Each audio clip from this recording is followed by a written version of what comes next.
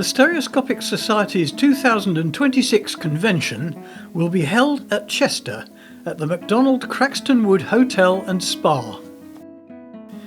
Situated in a secluded area 7 miles northeast of Chester city centre, the long driveway to the hotel is directly off the A540 just past the junction with the A550. The hotel, which retains many of its original features, used to be a 1930s manor house and working farm. It has been extended to include more accommodation and dining areas. There is plenty of space in the free car park, which also has charging points for electric vehicles. Close to the reception area is a cosy and traditional bar.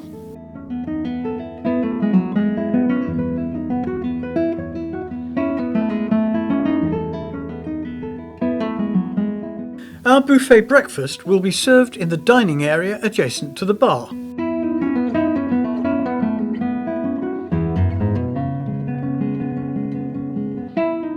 The ensuite bedrooms are on the ground and first floors. There is a lift up to the first floor. No two rooms are the same, and all bedrooms have views of the garden and grounds of the hotel. Just around the corner from the hotel entrance and across a small stream is the conference suite. This is where registration will take place on the Friday afternoon. We'll be having our 3-course dinner here, and our evening projection sessions will take place in an identical sized room at the other side of the partition.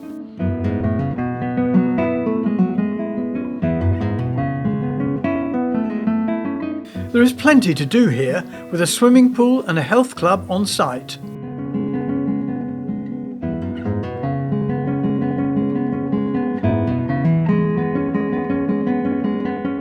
Or we might just like to have a stroll around the grounds.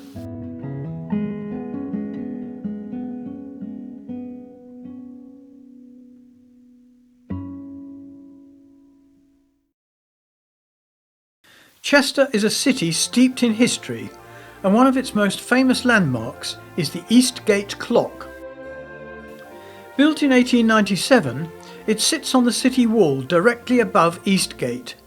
It marks the site of the original Roman entrance to the city. It is said to be the second most photographed clock in the United Kingdom.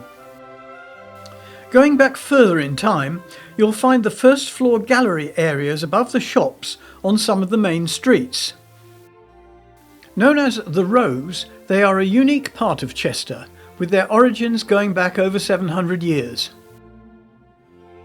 Independent shops and eateries can be found up here and all around the walled and bustling city centre. Of a similar vintage is the Grade II listed High Cross. Dating back to the 14th century, sadly all that remains of the original structure is the crown near its top. Outside the city walls lies the Grade I listed Roman amphitheatre, the largest in the UK. Rediscovered in 1929, it dates back 2,000 years. The southern half remains buried. The wall at the limit of the excavation has been painted to depict the rest of the arena. Walk a little further south and you come to the River Dee. Here you can enjoy a short cruise of the river or just stroll along its promenade. That bandstand is over 100 years old. Chester's city walls have Roman origins and were developed by the Saxons and Normans. They now provide a 2-mile circuit walk around the city, starting with the East Gate Clock. The wall walk provides fine views of many of Chester's sites. Here are modern-day Roman reenactors. The Old Dee Bridge, mainly dating from 1387. And Chester Weir.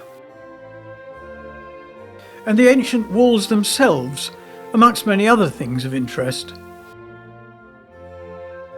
And the cathedral. This started out as a Benedictine abbey in 1093, dedicated to St. Werburg. At Henry VIII's dissolution of the monasteries, it escaped destruction, becoming a cathedral, the seat of the Bishop of Chester. Internally too, it is beautiful. Here is the high altar. And here the choir stalls, constructed in 1380. And here in the cloister garth is the modern sculpture The Water of Life by Stephen Broadbent. But Chester's newest attraction, the super trees, was only built in 2019. The three trees are much smaller versions of the super trees in Singapore. This tranquil green oasis is actually in the middle of a busy roundabout. Sit and enjoy.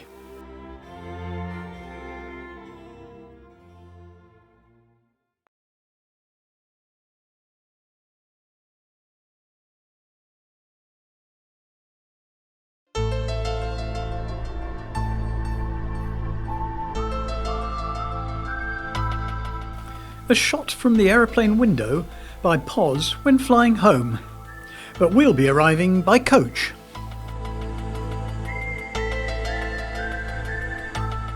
Jodrell Bank Observatory, as part of the Jodrell Bank Centre for Astrophysics at the University of Manchester, hosts a number of radio telescopes, including the 250-foot Lovell telescope. Its diameter makes it the third largest steerable radio telescope in the world.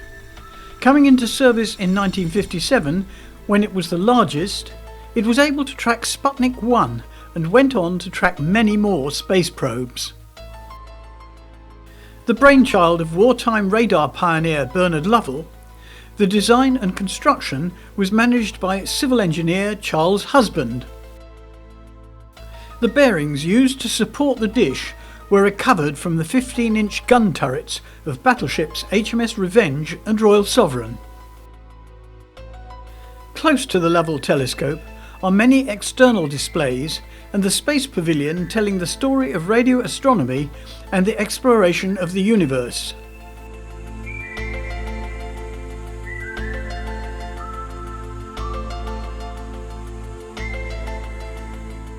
Discover black holes. Learn about the life cycle of stars, pulsars, and the possibility of alien life. The Planet Cafe also gives a good view of the 250-foot telescope. Two smaller telescopes are seen here. In the distance behind the communications mast is the Lovell Mark II elliptical 125-foot telescope, and atop the building a 42-foot telescope mainly used to observe pulsars and especially the Crab pulsar in the heart of the Crab Nebula. Taking the path toward the Arboretum and the First Light Pavilion, Jodrell Bank's new visitor centre, we find the entrance to this underground building on the left. The graceful curved interior provides access to the First Light Cafe. Films are shown in the Space Dome, and there are some more wonderful displays about radio astronomy in the First Light exhibition.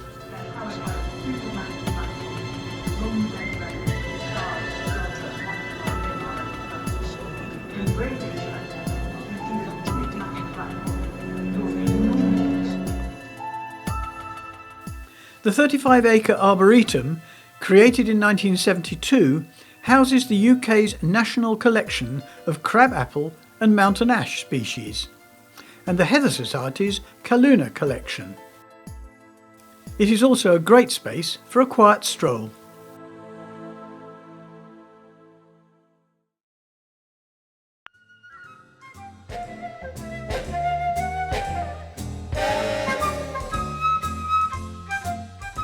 The Anderton boat lift enables transfer of boats from the Trenton Mersey Canal, which is out of picture on the right, to the River Weaver Navigation, 50 feet below, which is off to the left. Here, a narrowboat is joining the access bridge from a short spur from the Trenton Mersey Canal.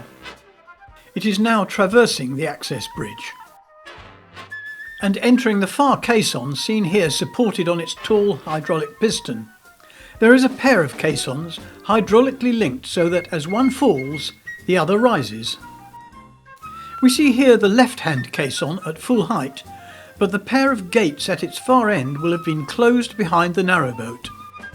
The left-hand caisson is now descending and we can see the right-hand one rising.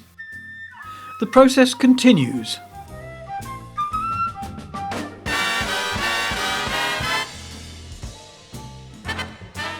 The left-hand caisson is now almost down. The right-hand one almost up. Now fully down and the inner gate is being opened. The outer gate is being raised. Now fully raised. And the narrowboat emerges to join the River Weaver. There is a comprehensive visitor centre where you can explore its fascinating history and find out how it worked in each of its 3 incarnations.